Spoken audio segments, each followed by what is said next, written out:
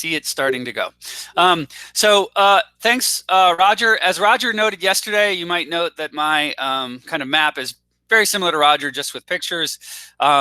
The way that our ethics course now flows is we start with the really important issues that Roger just raised about how we see there's a moral issue and how oftentimes we don't see there's a moral issue. And then in those cases, as Roger was pointing out, in which we have a moral dilemma, someone mentioned trolley problems in the comments, right? You have to decide. That's a picture of me at the Rodin Sculpture Garden in Paris. So you have to decide what to do. And then you have to have the kind of character, the kind of moral habits that you do the right thing. And then we consider all those questions in the context of war. So what I'm going to talk specifically about in this next hour is the framework that we're working on to think about how to decide, and a little bit about the habit. We spend a lot of time about the habit, but the habit and the kind of character you have does influence moral deliberation. So I'll talk about it to that extent.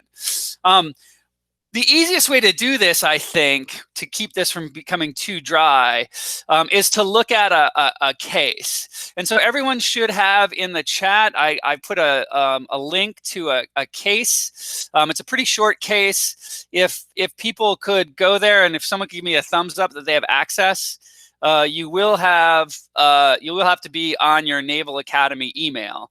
But this is going to be true of the things that Roger's going to do in the last hour too. So, all right. So I'm just going to give everyone 3 minutes to kind of read that case. Let me just say some preliminaries. This was an actual case that was debated by the War Department during World War II, whether or not to bomb the concentration camps. There were some memos when I was teaching at the Air Force Academy that were declassified shortly before I got there. And so this debate, which had been an ethical debate for many years, really gained new prominence at that point. So just go ahead and take 3 minutes and read that case. It includes one of the declassified memos about whether or not the Allies should have bombed Auschwitz. I'm going to give you 3 minutes to read over that.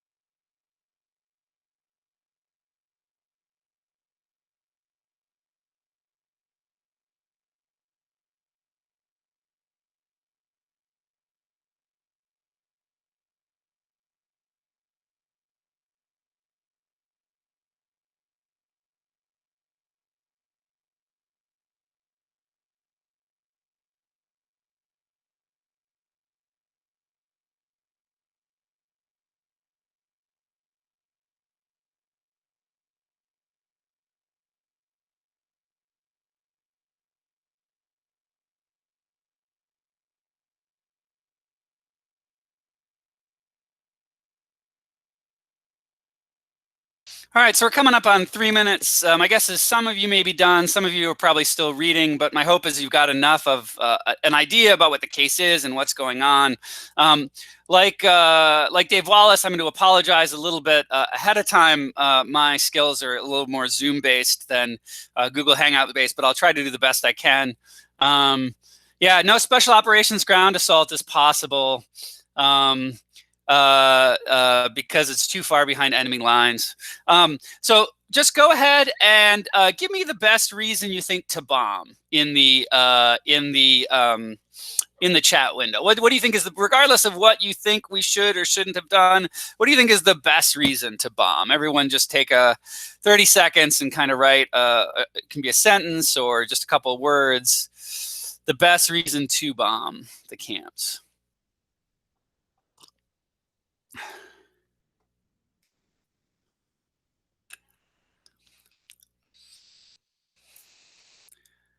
Okay. Yep. So I see a lot of probably the most popular answers. The numbers are staggering, 5-1, right? Or sorry, the stop future killings, right? Deborah, I'd be interested. What do you mean by symbolic value? Well, I guess part of the argument about why the Holocaust was possible was that people just kind of looked the other direction. And I found embedded in the case study a look the other direction, that we can bomb a ball bearing factory and not care about civilians. Yeah. Okay.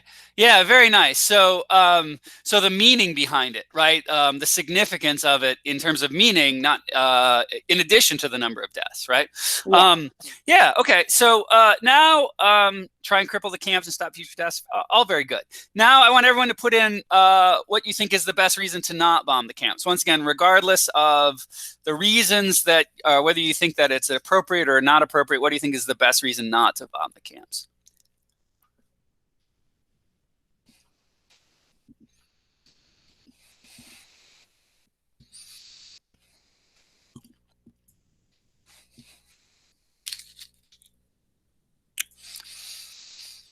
Okay, good. So we see a lot of the deaths of the civilians, right? The deaths of the prisoners, right? I think that's an even more stronger way to put it. What I'm going to do now is I'm going to pretend like I'm Julia Roberts, or not Julia Roberts, Julia Child, completely different people. So we're going to just pull out a lot of what you said. If this were a full class, I would tease out with the midshipmen a bunch of different reasons, right? Maybe the best reason is to save more lives. We might have a debate about how many lives and how we know that. It might send a deterrence, right? So there might be a deterrence factor. Someone said in the comments that we might worry about the evidence we have and whether we're destroying evidence of the atrocities, right? We already have Holocaust deniers. That might make it more prevalent, right? The issue of the innocent lives, right? Who are we targeting? There's a great quote from at the beginning of World War II when the British started bombing German cities. There was a quote that we want to distinguish ourselves from Hitler, not imitate him. So I hear that sometimes.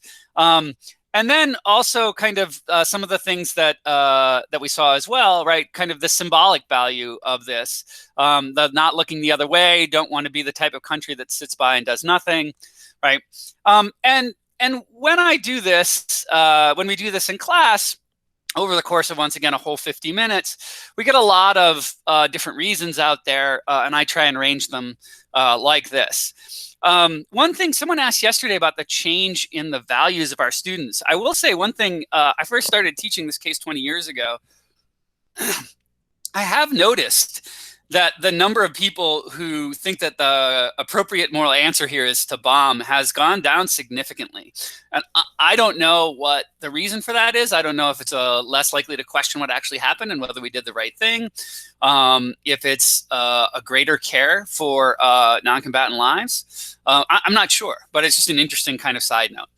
You might notice, my students certainly notice, that when I put these kind of things up there, I don't put them just as a kind of standard pro and con list. And the reason I do that is to try to demonstrate to them that they actually have the kinds of tools that we kind of talk about in the in this class, right? That they think about moral reasoning this way, that they think about it in terms of consequences, right? And they think about it in terms of constraints, that they think about moral character and what kind of person we want to be, and that they also think about special obligations, right? We get a little bit less about the opinions of the Jewish leaders. I think people are a little bit less comfortable talking about that. We certainly are less likely to get moral repair for our decision to not admit Jewish immigrants earlier, in part because the case doesn't mention that, and our students are probably unaware of that fact. And so these are the ways that we encourage our students to think about moral deliberation in the ethics class, to be more systematic about it, to also recognize the limitations of each way of kind of going about things, right? If we just think about things in terms of consequences, we have a tendency to overrun rights. We have a tendency to fail to recognize that we're also pretty bad at predicting the future, it turns out. When we think about things about just in terms of constraints, we often have a difficulty time dealing with, evil actors, or lots of times issues that are systemic. And character, while really important, doesn't give us as much action guidance. You can see that there we have both pros and cons. And the reason I put them in this order, even though this isn't the order that we talk about them, constraints is really about honor and the way that we treat others and the way that we're seen by others and the way we take others' considerations into account. Character is clearly about courage, right? And other character traits like temperance and humility that turns out the midshipmen are less good at. And special obligations are clearly about commitment. And so kind of tying that and giving those, I too, as Roger said, see a lot of that word salad of the honor, courage, commitment, but telling them that, those kind of words have some meaning. They're not just buzzwords, is one of the things I try to get my students to see. I always make a joke that the Air Force has a excellence in all we do core value. They actually they asked the philosophy department at the Air Force Academy to craft the core values while we were there, and so there is a consequence one. I always ask one of my students why the Navy doesn't have an excellent consequence core value, and one of them will inevitably say that you already have to be excellent to get into the Navy or Marine Corps, so it would be superfluous. Always a good moment in class when students do that. So anyway, that is the way that we encourage our students to think about moral deliberation. Those are the terms that we use, and that's kind of the way that we do it. Let me actually pull back and see if there's any questions. Let me show the moral deliberation roadmap that we actually use. We don't go through it in quite that order. So this is what we show to our students. We ask them to consider constraints first. This is because, for several reasons, constraints are kind of the foundation of dignity, respect, rights, and justice. There may be times in which consequences are so great that they have to override norms, but those are going to be extreme. And so we typically want them to consider constraints first before moving on to consequences. We look at those two first because those are objective and they apply to all people regardless of the kinds of past commitments they've made or the kind of role they have or the kind of person that they want to become.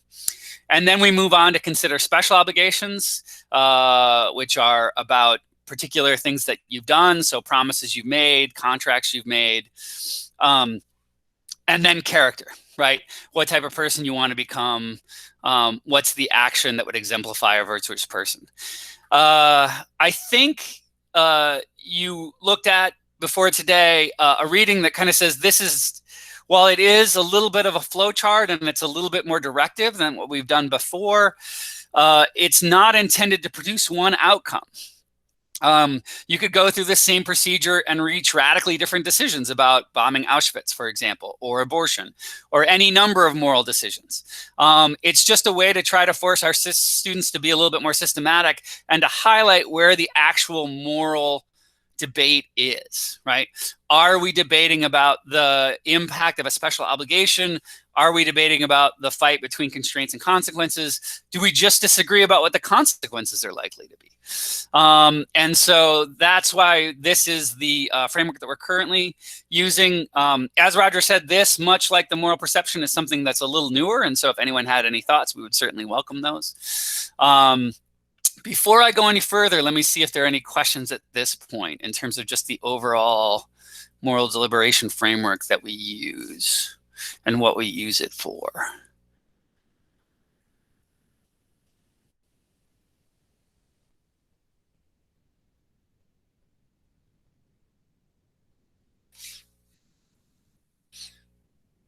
Okay, so let me take a little bit of time and walk through each one of these 4 factors. We call them moral factors. You could use any number of terms, or you could use any number of frameworks. These are the 4 factors that we use, and we try to get people to ask questions through those. So let me start with constraints. So constraints are probably one of the most important, if not the most important aspect of the framework. It is probably one of the most difficult too. Considerations of dignity, respects, rights, and justice, there's a whole lot in there. And there's a whole lot of questions that you could have.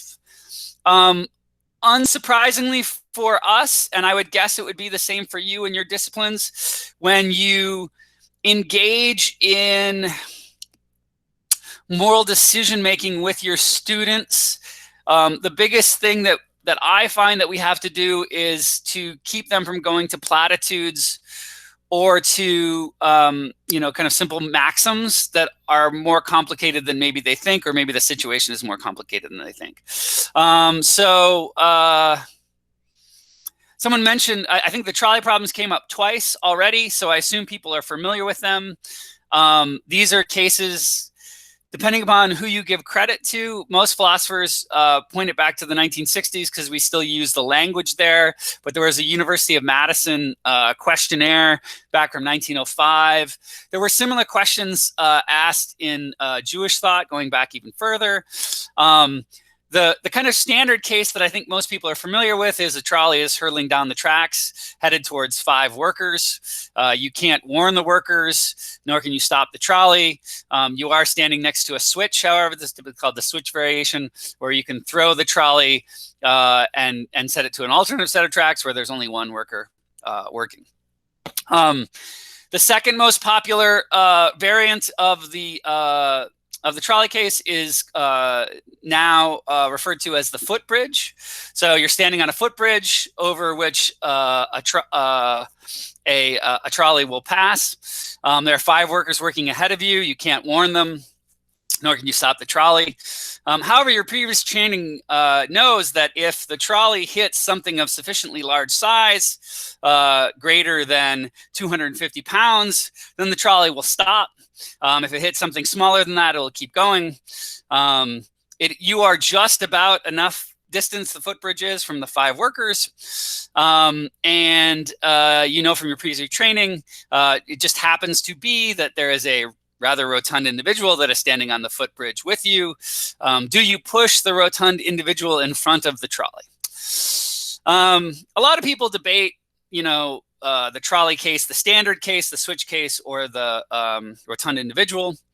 I like giving my students, half of my students, each one of these cases, and telling them it's a standard case of sacrificing 1 to save 5, and then going around, and it turns out about 80 to 90% of students, and this is actually a phenomenon that's worldwide, 80 to 90% will flip the switch, and 80 to 90% will not push the rotund individual. And so part of the issue of the course is to think about why that is, or why you could justify one and not the other. How this is more than the golden rule, right? Because it doesn't seem like a lot of standard pictures could capture this, right? And And so we go through that and talk about the complications of the two cases, the way they might be different. Once again, that would be a long discussion in an ethics class. Any questions so far? Hi, Marcus, it's Joe. Yeah. So I probably shouldn't be asking this since I'm teaching in the course, but so I know we talk about perception prior in the syllabus prior to talking about constraints.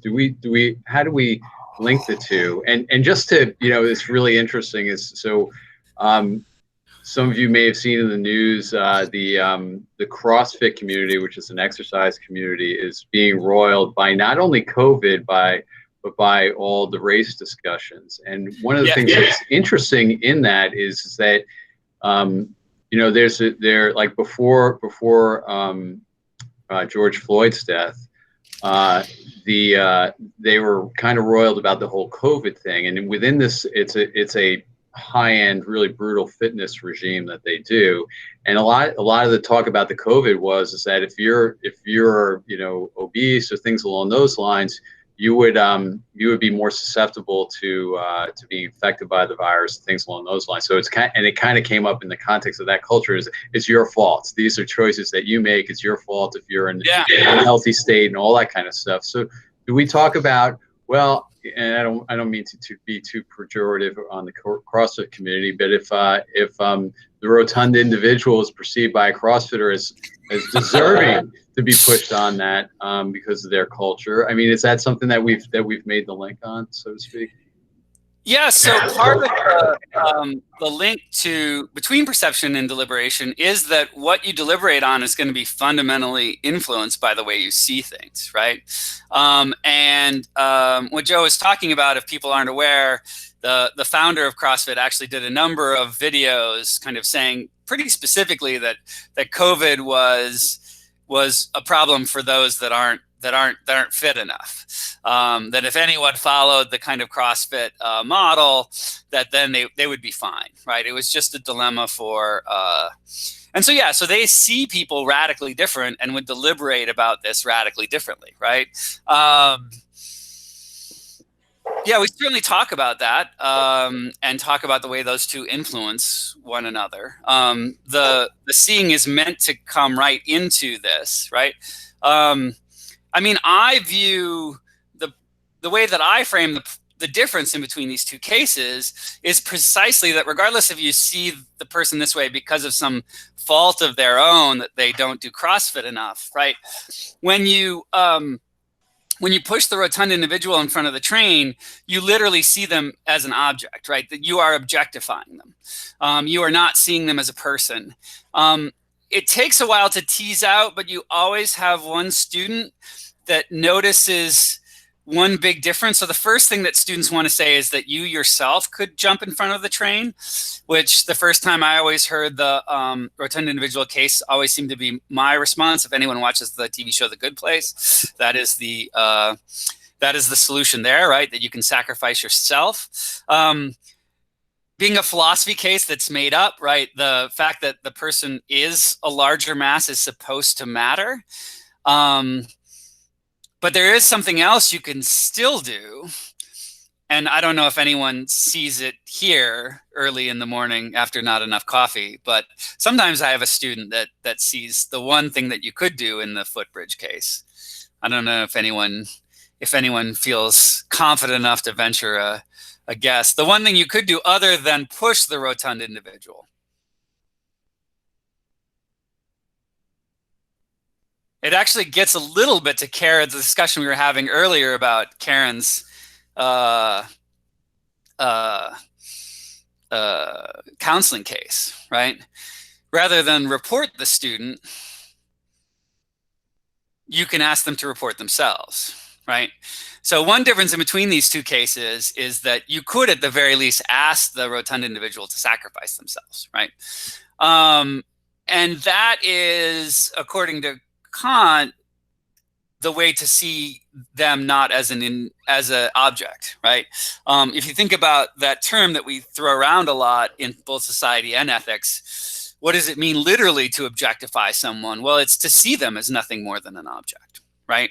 And then to have that influence your decision inappropriately, right? It is actually a failure of moral perception that leads to a failure of deliberation, right? You see them as an object. We do a lot of cases in terms of human dignity that talk about that. Yeah, I don't know if that helps or hurts, Joe, but. Yeah. So, Karen, you had your hand up. I don't know if you put that comment in the chat, but I just saw it. Yes, yeah. Marcus, but I didn't want to miss Karen either. Yeah, no, I did put it in the chat because it also just, they seem so obviously to be white men. Oh, yeah. I mean, that's a good point. Yes. I mean, so the cases go back to a while, right? I should look for better illustrations of the cases. Yeah. There are some. I was just really wondering if it would matter, right? If the rotund person was a woman, or if some people, oh, well, yeah. One of the people on the track, you know, the one person on the track was a woman, and there were 5 men, or yeah. I mean, if they were, you know. Yeah, I would say it would definitely change the way that they were perceived, especially of our students. This is another interesting fact about our students. Our students are more likely to see moral failures as some sort of loss of dignity at a more profound level than I would be comfortable, and more likely than people would be in society at large. So one of the ways that these cases have been done is with where you change in order to not have the case be the same, right? So in this case, you have the workers, all workers, right? If you have small children from a local school, that changes the way people will do things. One of the things that's pretty common for people to test is if the people on either track are clearly inmates from a local correctional institution, that makes them more likely to be sacrificed across the board. Our students are way more likely to sacrifice people that are clearly inmates at a local institution. Yeah, but those are all interesting questions about when, like, what are the constraints, and what do they play, and how do we see people? He's your chemistry professor. Yeah, people are probably way more likely to sacrifice chemistry professors, I would say. Yeah, and if you change race, I think one of the things I will say as well, one of the things that we talk about in constraints that is a complication that I think gets more directly into the race issues is we try to draw a distinction in between rights and constraints. So there are lots of cases in which you have constraints in which other people have clear rights, right? And the most obvious violations of constraints are violations of rights. So I'm not allowed to hit any of my students, and so that's a constraint against me, and they have a right against me. But a lot of morality has to do with things that are above and beyond rights. So charity is, I firmly believe we all have a duty to charity. I firmly believe that no charity has a rights claim against my giving them money. I believe that there are all kinds of things that we need to do in our relationships with one another that are actually right and wrong. It's not just a matter of courtesy, but other people can't claim a right. So it is a really benign example, and I'll get into some more what I think are more powerful examples in just a minute. But I don't think I think both the person that camps out in the left lane doing the speed limit and the person that come up behind them and flashing their bright lights are both misunderstanding the moral domain. They're both thinking that they are more important than they are, in fact.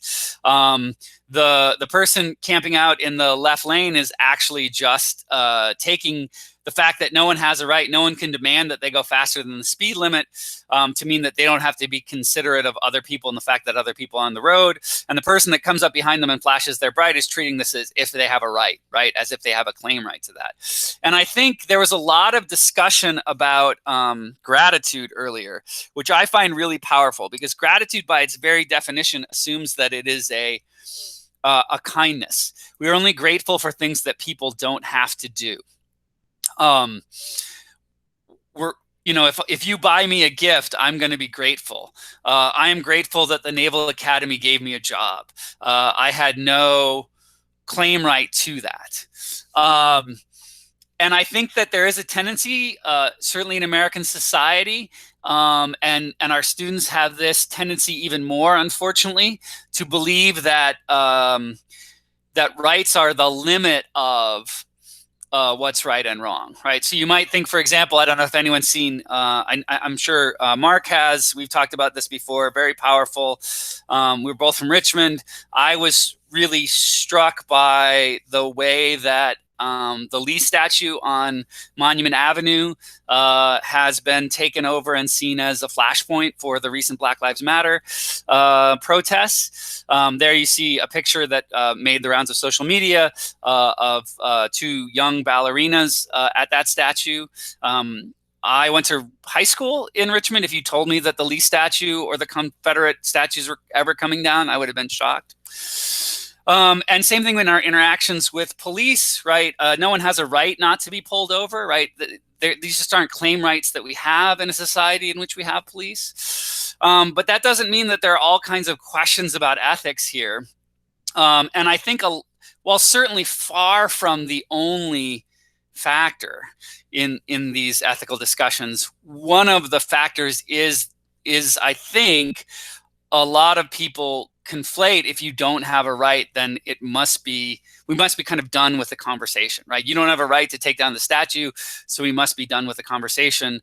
That these issues of kind of racial justice, that these issues of kind of equality aren't fundamental issues of ethics, and really constraints, right? These fall in constraints, and they're not easy solutions, even once we see that we're in constraints.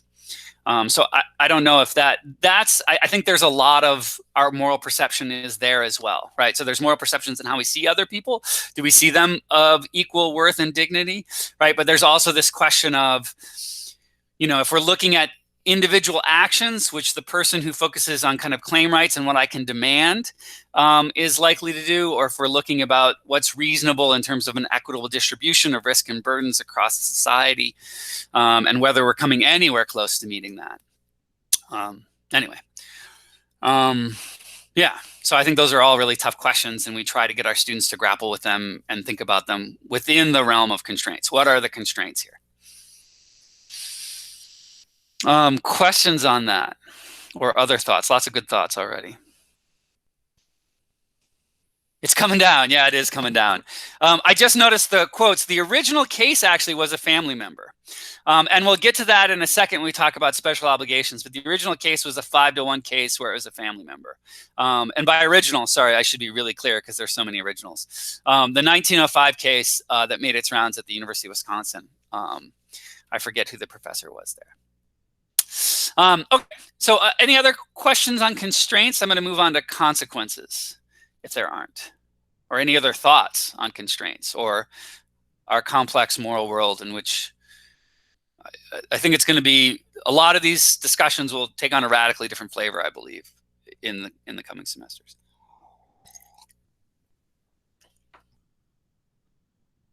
Another data point here, I taught a class with Mark, and I was actually surprised at how many of our students took Black Lives Matter to be a political statement. I don't know if that will be as true now, but I was actually surprised the way students, we were talking actually about incarceration and the disproportionate incarcerations, and the students were really concerned and really saw it as a problem that needed to be fixed. And I happened to show a short video in which the term Black Lives Matter was used, and about half of the students really found that as polarizing in some way. I'm not sure exactly why, but I found that interesting. I'm not sure if that will change. One other thing on constraints, even if we think that there are constraints and that they're universal, right? We need to respect rights and not harm other people. These will often be socially codified in really interesting ways. So just because we think there's a constraint doesn't settle the discussion and the way that we might happen locally to respect that constraint. I am old enough, I'm sure other people are in the room as well, that the first dining in I went to was literally a smoke-filled room. Right. Lots of cigars when the smoking lamp was lit. It was literally the smoking lamp. And the idea was you don't have to participate. You can leave at that point. Right. So you were free to leave if you weren't interested in, inhaling the smoke. We also used to have smoking sections in restaurants. I flew on one of the very last transatlantic flights that allowed smoking in the back. I'm not sure if I had a choice there. That was really, I was in the non-smoking aisle in front of the smoking section. But, magically smoke doesn't stay in certain areas. Now we keep our smokers in kind of like little cages at airports. This is one of my favorite pictures from, it's a restaurant in Amsterdam where you can smoke because each person has their own little air supply. And so you can smoke at the restaurant after a meal if you want to. All right. I won't talk as much about the other two factors because I know we're kind of coming up on time here. I will say consequences are really important, obviously, as well. You will probably find, as we have found, that this is a place where students are just, it turns out they will do consequential analysis far too fast. This probably doesn't surprise you. I'm worried that our nation, is going to it's going to be a series of calculated risks over the next 18 months. And I've taught some of the best people math, and, I worry about our ability to do calculations. And so this is not a picture from Union Market over the weekend where I was in DC, but it might as well have been. There certainly are lots of people that aren't very good at consequential analysis. So we try to get our students to be more thorough in that respect. Any questions or thoughts on consequences? Let's see. I'm sorry, I'm trying to catch up on the the graffitied statue is powerful. I don't know if anyone's seen. I highly recommend the BLM projection that was on the Lee statue is really powerful as well. Baltimore sleeving, I don't know what the answer to any of these questions are. I know certainly, I don't know if anyone saw the Soup's message that I got today. I don't know if other people have saw it earlier. But yeah. Okay, consequences. Let me move on so we can stay on schedule. Let me talk briefly about special obligations. So as someone said, if one of the people in the trolley problem is a member of your family, the case that I think most of my students, and I assume everyone else here is familiar with, is from literature. Jean Valjean famously went to prison for stealing a very small amount of food for his family. And a lot of people want to find that not only permissible, but morally laudable. What I encourage our students to think about, though, is the vast majority of that time, it's because it would have been permissible for anyone to have stolen food for his family in that case, right?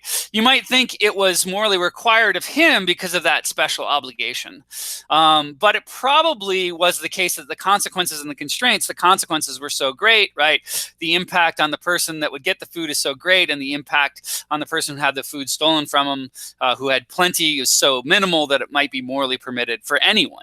It's probably more likely than not that the vast majority, and I'll just lay my ethical cards on the table here. I think all cases where special obligations make something morally permitted or morally required are something in which you had the moral freedom before you consider that special relationship. That isn't just an academic exercise, certainly given that we have throughout the course cases in the ethics of war.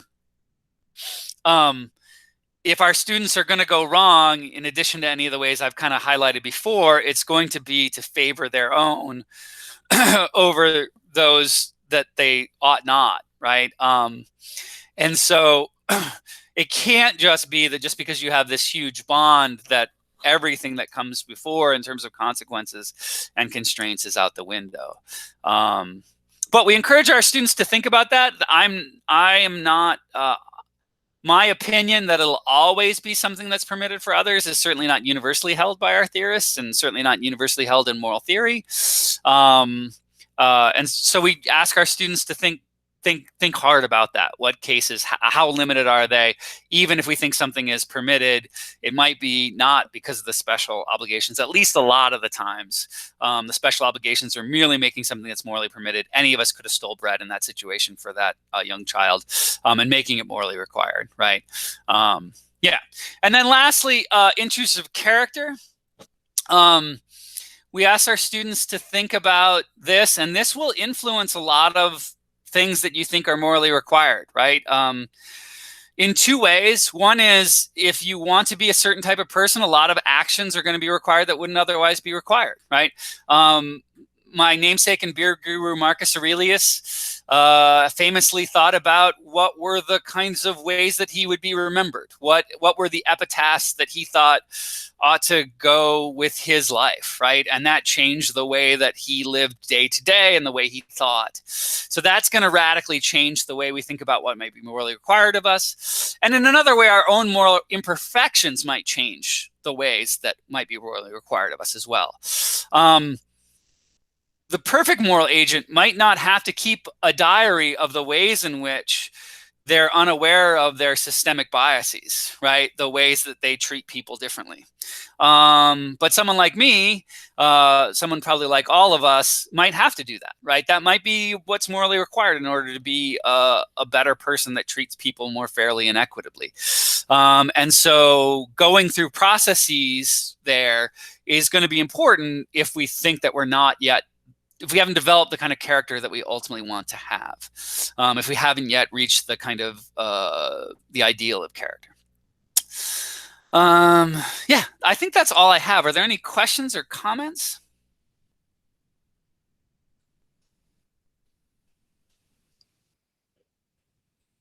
Marcus, I have a quick question on the constraints part. I'm sorry, I actually may have missed this because I was multitasking. I teach right after this. But so we all, I mean, not everybody acknowledges that there are human rights, but most Western states do. We at the Naval Academy recognize that these exist, that as persons, we have certain rights. And, you know, probably key of these is the right to life. But you know, that right can be forfeited or waived. And did you comment on that? And if not, maybe just a quick brief idea of how, you know, that yeah. We have rights all the time, but we can lose them. Yeah, and so I did not. So this is, and I'm sorry if you wanted me to do that. So one of the things that we talk about in terms of constraints in the full course is we have a week on what we consider to be constraints complications, right? So the obvious thing, the obvious case is one in which we just waive our rights. So when we sell property, right, we have all kinds of rights to our car, and if we sell it, we waive all those rights or transfer all those rights. If you give someone permission to use your car, obviously you can't then take them to court for stealing your car. You can also do that through your actions. You can forfeit your rights, right? And so you can lack the kind of claims, right? If you're not allowed to hit me, but if I'm starting to attack you and it's the only way you can defend yourself, in some cases that's probably going to be morally permissible, and you might think that involves a kind of rights forfeiture. There are other kinds of complications as well that we talk through. I did see a question about one book on ethics. Maria, what kind of, can I ask more, like what kinds of things are you looking for? Ethical deliberation, character development? I guess I'm not looking for anything specific in particular. I was just curious if, you know, like, do you have a favorite or something you would recommend for someone just getting started and learning about this? I have Marcus Aurelius's Meditations by my computer at all times, but a lot of people wouldn't consider it a book on ethics because it's not a book on moral deliberation. But as I think someone said, I'm a Stoic, so it's a really easy read about kind of thinking about other people and thinking about the need to help other people and thinking about how to develop your own moral character. I will say, in the kind of broader context, it can be used inappropriately. I think Mark was talking about the way that, like, because Marcus talks about that you should be grateful, right? As a kind of a self notion, that's appropriate, right? I ought to be grateful of this opportunity to be able to teach and talk to you guys about these things. It's problematic, though, if you turn that on its head and say that other people ought to be grateful, and that, as Roger was kind of saying, that maybe that the fact that they're not ought to change the way we view them. I think Mark brought that up earlier. But it doesn't talk at all about moral deliberation. We would need to talk about something else in that case, right? It doesn't talk about how to figure out what the right thing to do is. Yeah. I don't know if it's helpful, but in the ancient world, the way to think about ethics, right, for the Greeks and the Romans was about character, right? The main thing was to be the kind of person that would do the right thing.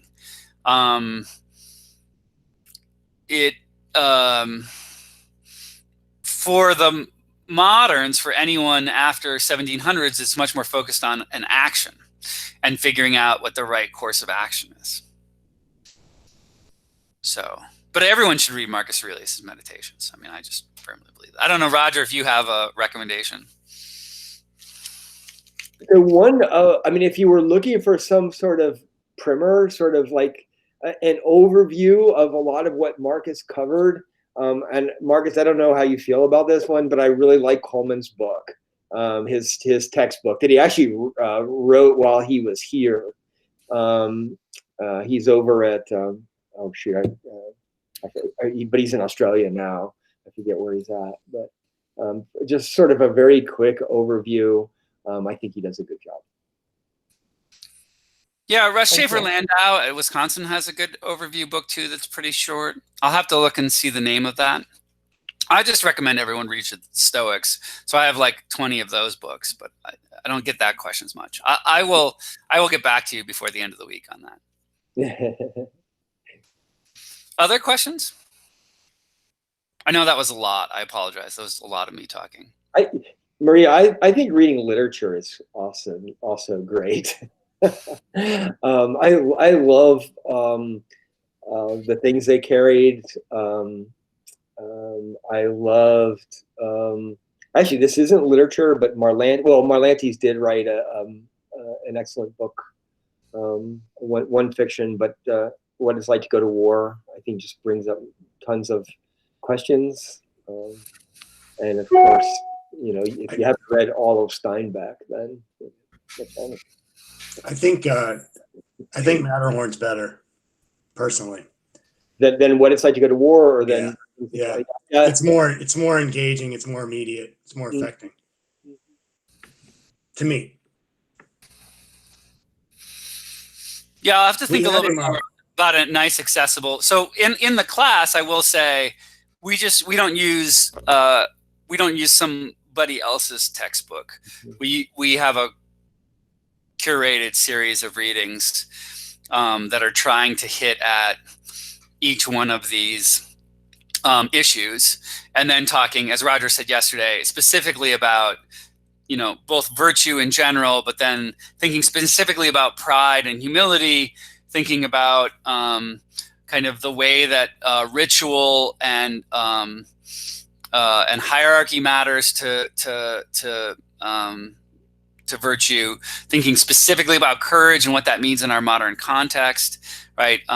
Thinking specifically about moral injury and how to repair that, how to recover from that, how to prepare for that. Yeah, and right now, Marcus and our other philosophers are writing also essays that sort of encompass this. And if we end up moving to the pilot, we will end up moving toward more of sort of a textbook-looking thing. But also, Marie, I thought of another one, and that is the textbook that we use for any 203 classic, Lucas and Rubel. It's a very ugly book. It's not one that you'd want to have on your bookshelf, but when you open it up, I think that they both did Lucas and Rubel did a great job of editing that book, and it's again just a great sort of primer that includes a lot of original texts in there as well, so you can actually read what Kant is saying, and then you can finish reading it and you go, huh, what was that? And then O'Neill will help you through it. So so that's another one that if you're interested in. Our textbook is actually really good. I wish it were prettier so that our students would keep it. Thanks for the suggestions. You know, I'm a librarian, so I have to ask about books. I imagine that everybody on this call would be very interested to talk more. And so Marcus, what do you think? Is it time to kind of maybe take another break and then see what we can do about, so now technology, we're going to see how we're going to try breakout rooms and all that sort of thing. Yeah, let's break. We should definitely break. Good. Okay, so how about if we come back at 11:15